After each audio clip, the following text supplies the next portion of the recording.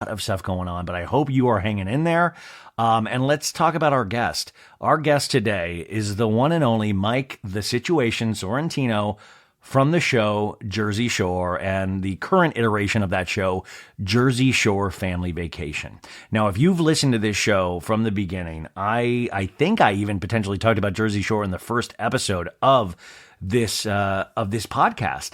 Now, Jersey Shore, I mean, it's really interesting. We're talking on December 5th, 2023. Jersey Shore premiered on December 3rd, 2009. December 3rd, 2009 on MTV, this show premiered. And I think a lot of us who watched Jersey Shore will always remember the first time they watched Jersey Shore. Now, at that point, I had been exposed to a lot of different reality television series, even on MTV. I mean, they had Real World, Challenge, all that stuff was already in full bloom. I believe Teen Mom was already on back then, right? Teen Mom was definitely on back then. But I remember watching it with my ex, and I remember we had come home from a holiday party, if I'm not mistaken, and I was a little tipsy, and we were watching it. I TiVo'd it. Yeah, remember TiVo? I TiVo'd it. Because I was like, this looks interesting. And I remember watching it, and it was hour-long episodes. And I just remember turning to my ex and going, oh my God, this is good. This is funny, and it's good. And I've always said, and I think the Housewives and different Bravo iterations do this as well, the thing about reality shows, there's a lot of elements that make a reality show successful, right? A charming cast, of course.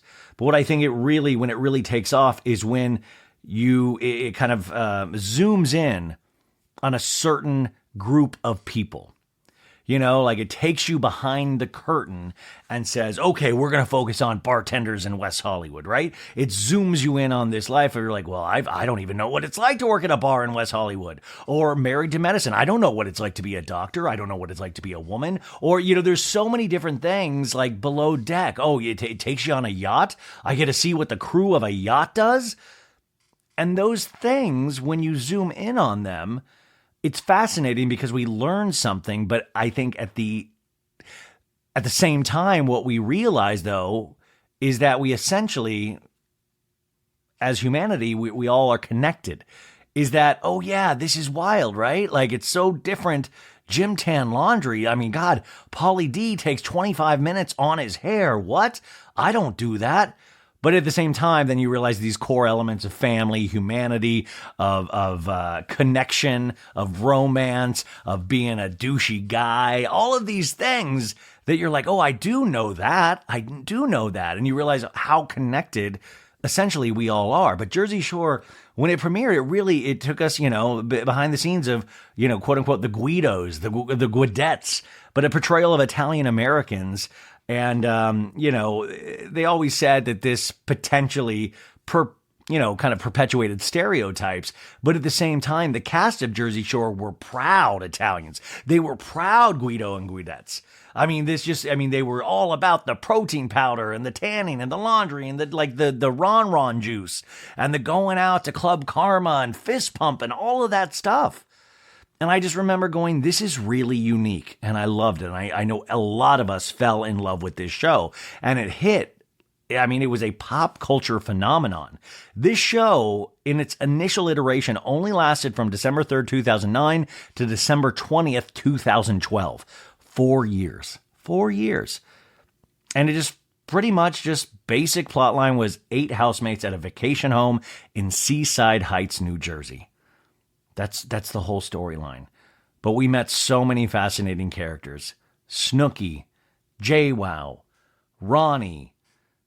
I mean, like Pauly D, Vinny, Angelina. I mean, there so many amazing characters that actually were real people were in this show. And I just remember I loved it so dearly. I have all of the seasons on DVD. Yeah, I used to buy, I had a DVD problem. I used to buy a lot of DVDs, but I had all of them, you guys. And in fact, I even get to show Mike the Situation, my Mike the Situation Sorrentino holiday ornament. I have a box of pop culture holiday ornaments, and I bought Snooki, Pauly D and Mike the Situation. And I have these Christmas tree ornaments that I bought on the first season of Jersey Shore because all of a sudden they started putting their face on everything. So the reason I get to talk to Mike the Situation today is because he has a new book that comes out December 19th, which I think if you are a reality show lover, you will love this book. And it's called Reality Check, Making the Best of the Situation, How I Overcame Addiction, Loss, and Prison. And it's a really good book. It's a fast read. I read it with my own eyes. I didn't listen to this on audiobook. I read it with my own eyes in preparation of this, as well as I went back and watched most of the first season of Jersey Shore. And that was like, I was just planning on watching the first episode, but I just got into it and I was like, I'm loving this. Can you believe I get to do this, you guys? I get to call this a job? But I had so many memories. Isn't that the other cool thing about pop culture is it's, we talk about this with music being the soundtrack of our lives. But for me, a lot of reality television is the soundtrack of my life. I remember where I was, what I was going through, who I was with, I remember that. It becomes it's visceral, the response I had to some of these episodes. But also what blows me away about this book is that Mr. Situation, he's kind of really completely honest. In fact, so honest that I was like, this might be too honest. I didn't realize, I knew about his, that he had problems with drug addiction that initially weren't covered on the show. You knew he was going through something, especially in I believe when they went to Italy that season, which had the iconic meme that we still meme of him in the neck brace. But you get to hear the stories behind that and how addicted he was to pills. And this story, and we talk about it in this interview, it really does come off like this movie. Because all of a sudden, this guy growing up in Staten Island area and thinking that he's meant to be somebody, but doesn't know how that's possibly going to happen. And so he starts working out, putting all this work into his body and his abs. And he initially was called Mikey Abs before Mike the Situation Sorrentino. Actually, the Situation became the character. And it was really interesting to hear about, him being a low-level drug dealer, him being a male stripper at one point.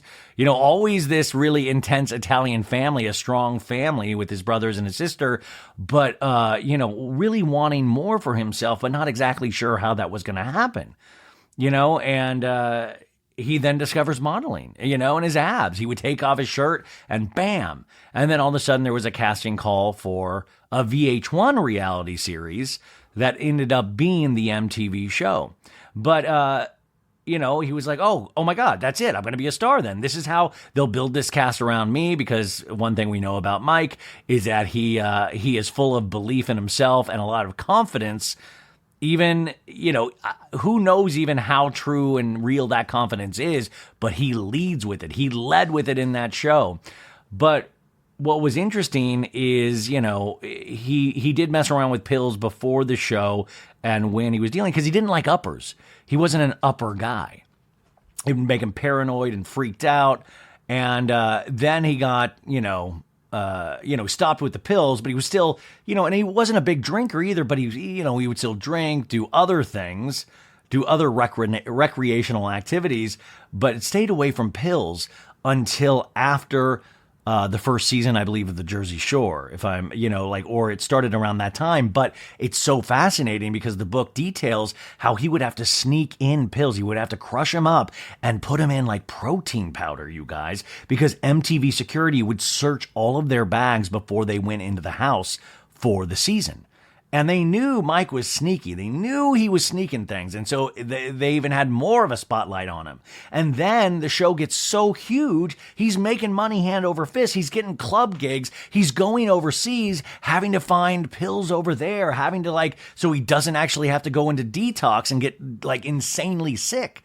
I mean, this story, it was wild because it also points out this concept I always talk about is the reality of the reality.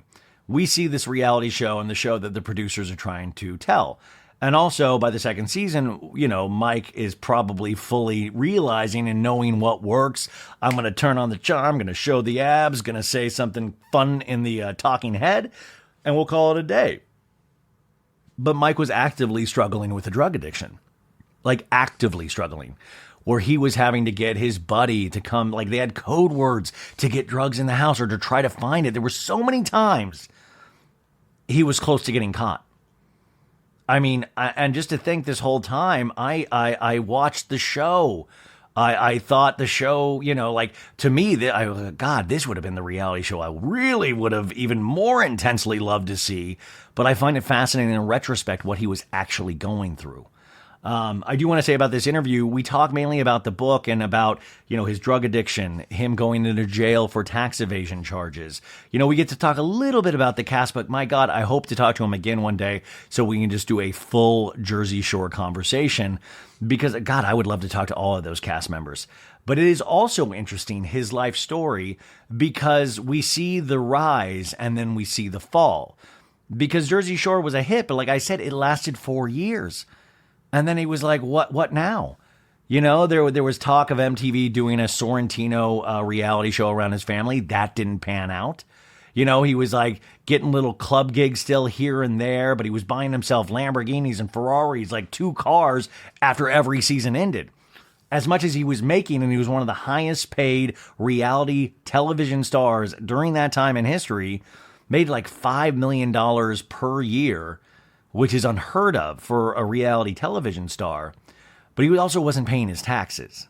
He was also evading things. And he didn't really fully even wasn't aware because he wasn't in charge of his business. He did hire his business manager and things of that nature, and he does take full responsibility for that. But he wasn't actively going like, he just thought the money's always going to keep rolling in. We're going to deal with that down the line. But then everything kind of collapsed. All of a sudden, he was this flash in the pan, and his 15 minutes were up. A lot of people would argue, even himself. And he went through struggling, and he was also deeply addicted at that time. And so he had to sell off all the cars. And also we talk about the love of his wife, Lauren Pesci, who they now have 2 kids with one on the way. And I just tell him at the end, I said, I can't believe that Mike the Situation Sorrentino is going to be a father of 3 with a beautiful house, a beautiful wife, and a different lease on life. Somebody that does say 30 positive affirmations every day. The book, by the way, starts off with 3 pages of positive affirmations, which I actually geek out on. And I just thought that's amazing because we usually, in terms of pop culture, we see the story of the rise and the fall, and that's it. But it was the rise, the fall. He finally went to, I believe, his 4th rehab and got clean and sober. And just little by little, each day, just tried to stay positive, tried to stay in that right mind frame, just one foot in front of the other. And it wasn't put one foot in the front of the other so he can get back on TV. It was just to have a good life and to be a person that he can be proud of and that other people can be proud of as a family member and a friend. And, put his womanly, hooking up with women days behind him. He was committed to one woman. And by the way, that's the other thing. The stories with the women. Whoa. And I love talking to Mr. Situation because he's just really, even in the conversation, he's like, oh my God, like every night was at least a threesome, at least. And he's just point blank telling me. He's not even trying to be like, how do you like that? It's just like, no, that's how it was. And I mean, it's really, really fascinating / eye-opening. And I just, blown away by that. So what's interesting though is to see then doing all of these things, and then he was multiple years getting sentenced for this tax evasion and going back and forth with the government on how he should be charged, what are the actual charges, getting charges reduced. But he faced the music. But around that same time, MTV started with Jersey Shore Family Vacation. Enough time had passed where the interest was there for this cast again. And they filmed the first season of that, and it was a huge hit. And then he got sentenced, and it was 8 months in prison. He was hoping for, parole or, like home arrest or, one of those kind of things, but he actually did serve the time. And even the prison stories in here are fascinating with what he did and what it was like and getting through it and getting back in shape. He had the prison glow up, you guys, which I've talked about multiple times. I love when a celebrity goes into prison and they get the prison glow up. It really is interesting. But even those stories are kind of weirdly amazing. It really is. And it really is nice to think of where he's at right now, because the guy that we met initially, by the end of the initial run of Jersey Shore, kind of like a villain that we loved, but a little bit of a reality show villain in a sense, antagonizing in a sense, but really flippin' funny. And now I kind of think of him as one of those reality show heroes. And we talk about this in the interview, but I just want to point out, I bring this concept up, and I brought it, I think, last up with Carl Radke before I knew about any of the Lindsay stuff. And I said, listen, man, it's really great to actually have a person have a redemption arc where they see a problem in their lives. For Carl, it was alcohol. And to see somebody do something about it and succeed, and because you know how hard it is to do the right thing. And especially when drugs and alcohol are involved, because it's a mental addiction, but it's also a physical addiction. And I think as humans, we always chase, obviously a lot of us chase pleasure over pain any day of the week. You're like, hey, would you like to be violently ill for a week, or would you like to feel good? I'm usually going to pick feel good. But I also thought it's just really hard to be a good person. It really is, especially if you're a guy, because we are just dummies, I would say 70% of our lives. But for somebody to actively go, I don't want to be this person anymore, and I'm going to go through a lot of pain, and I'm going to have to take the long road out of here, but they did it. He did it. And I think that's just so interesting to point out. I was also thinking about Sandoval in terms of, they're all saying that he's having a mini redemption arc on season 11 of Vanderpump Rules. And we'll see, we'll see if he earns that. But I think Mike the Situation Sorrentino has earned it. And I think his book, if you are a reality show lover or a pop culture lover, you will really be fascinated by this story. We also talk about this book potentially being turned into a movie. And after I read it, I was like, this totally could be a movie. I mean, there are so many intense scenes of him trying to get through like TSA in a foreign country with a bunch of drugs on his person. I mean, that is gripping. Because I thought it was going to be all these stories of on season 1, episode 3 of Jersey Shore. No, it's all the stuff that was going on behind the scenes. And it just kind of fills out this picture entirely for me about him. And I think I just thought it was fascinating. I could have talked to this guy for hours, and it's great because you can hear how excited I am to talk to this man. Oh, you guys, I knew about this interview. I'd wanted to interview him for so long. And thankfully, Betches, thank you to Allie, who hooked this interview up over at Betches. Allie Friedlander killed it because I said, he has a book coming out. Can we get it? And she got him. And I was so thankful for this. And I really do think I will talk to Mr. Situation again. I hope this book does good, because I think this guy's got another book in him, and I'm really interested to see what that's going to be as well. But there are adult themes in this interview, so I just want to point that out as well. Also, I said just about 15 minutes ago that I would come back afterwards and talk about May, December, Kardashians, all of that stuff. Since I went so long in this intro, who knows? How did I go so? I never do that, you guys. But since I did, I'm going to save that for Wednesday's episode. We're going to do 5 episodes this week. I've got another interview on Wednesday that lasts about 25 minutes, and then I'll do those pop culture stories after that. And then Thursday and Friday, we got the Salt Lake recap and the Beverly Hills recap. So it is a full week of So Bad It's Good. But I am just so excited for you to hear this interview. I can't wait to hear what you think. And it's great, too, because in interviewing anybody, he doesn't know me, right? He doesn't know me at all.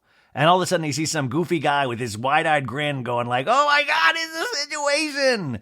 And so it's great to kind of do that little dance. And, somebody like Mike, he's done interviews out the wazoo from the first day in 2009 of Jersey Shore until now. And so it's interesting to try to get past that standard interview. And I think we got there eventually, but I was just so thrilled to speak with him.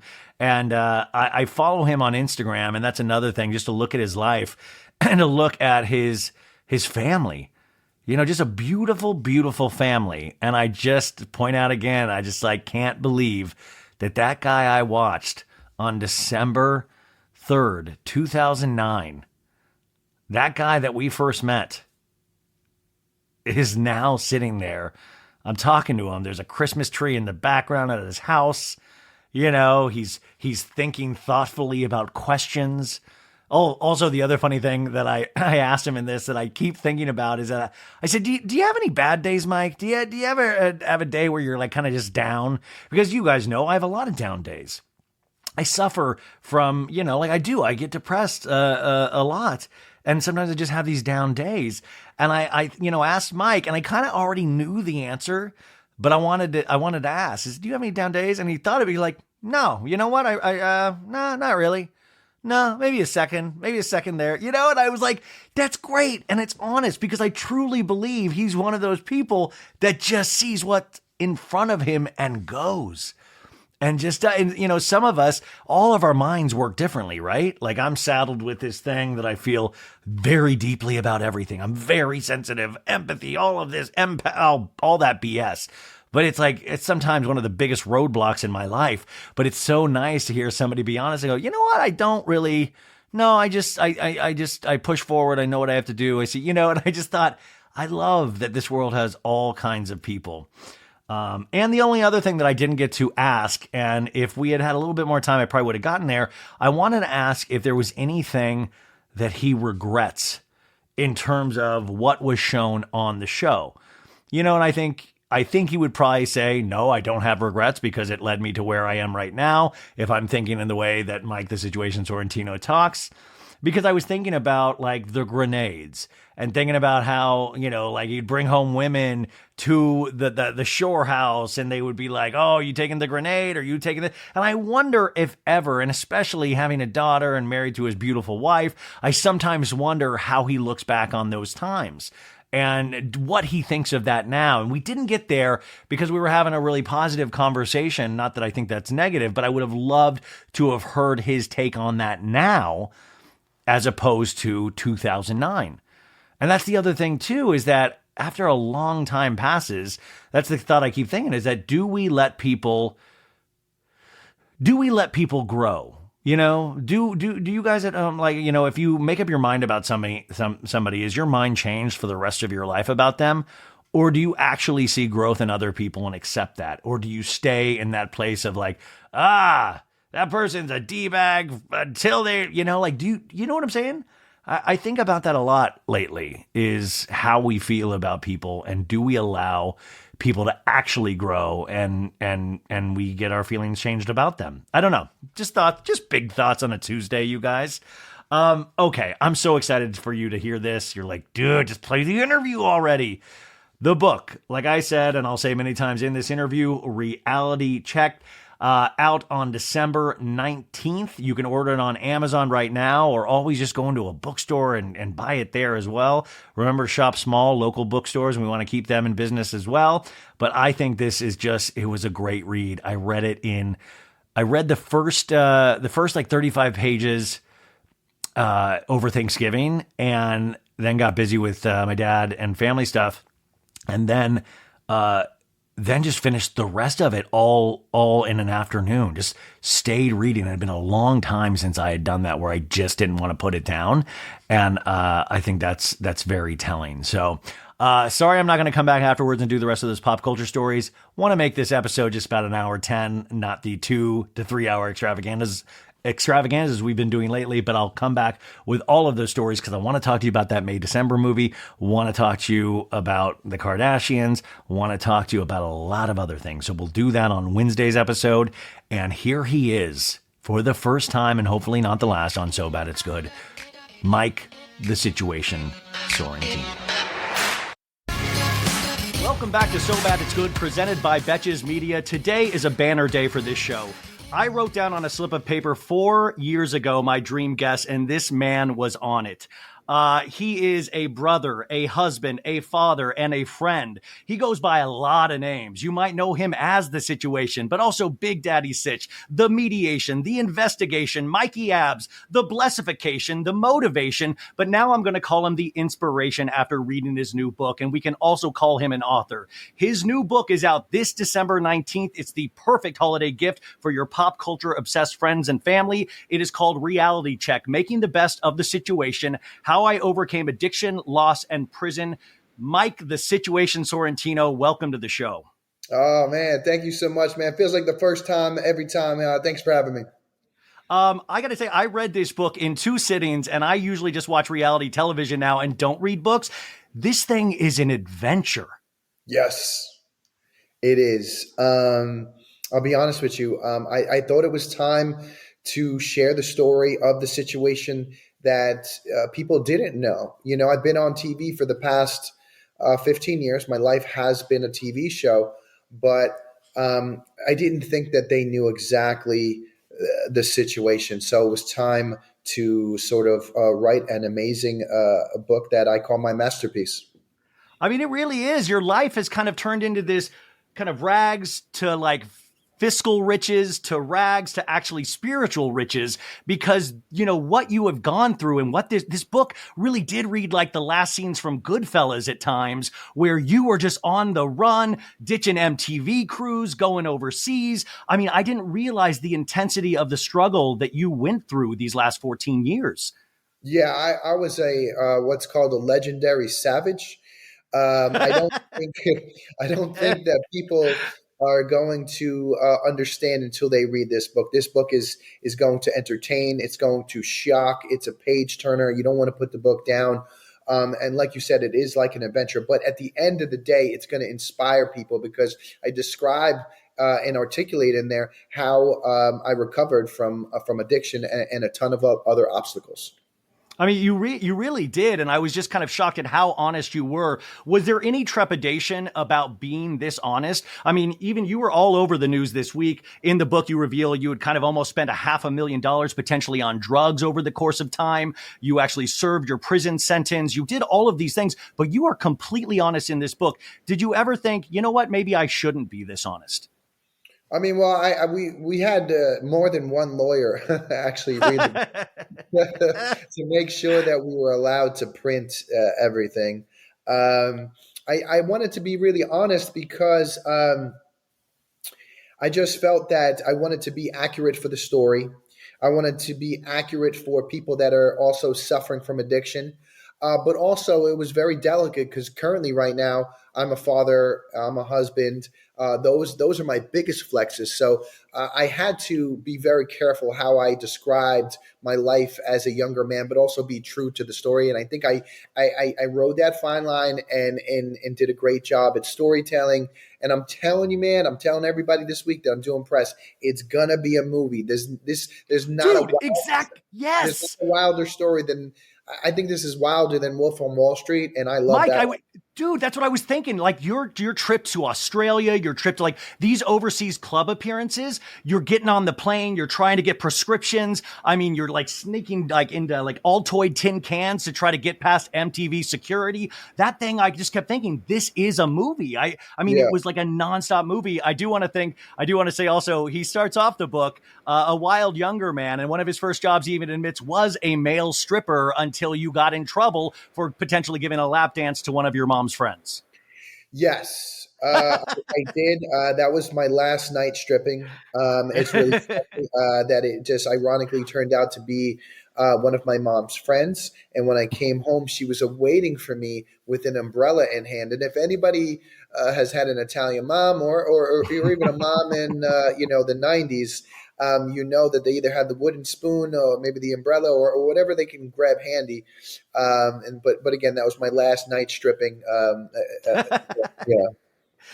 You start off the book with like 3 pages of inspirational phrases, and we are so now used to you saying the comeback is greater than the setback. I live by And that. I loved starting those first 3 pages like that because I've actually read those the past couple times to kind of pump me up this week. Yeah, You do live your life by that, but I for a do. time, when you were coming out of addiction and putting your life together piece by piece, which the book really covers as well, did it take you a while to actually believe in the things that you were saying, like the comeback is greater than the setback? Probably. I mean, early on, when I first, what's called surrendered, that's when you really give up. I'm like, listen, my best thinking has led me to destruction, had led me to letting the millions in my dreams slip through my fingers. So once I had surrendered and said, all right, enough is enough. I'm sick and tired of being sick and tired. I think the first thing that I absorbed was that obviously my way was not working and that I needed all hands on deck. But also, I think was the Serenity Prayer. And I don't know if anybody doesn't know what that is. It makes sense whether you're in recovery or not. And it just says, God grant me the serenity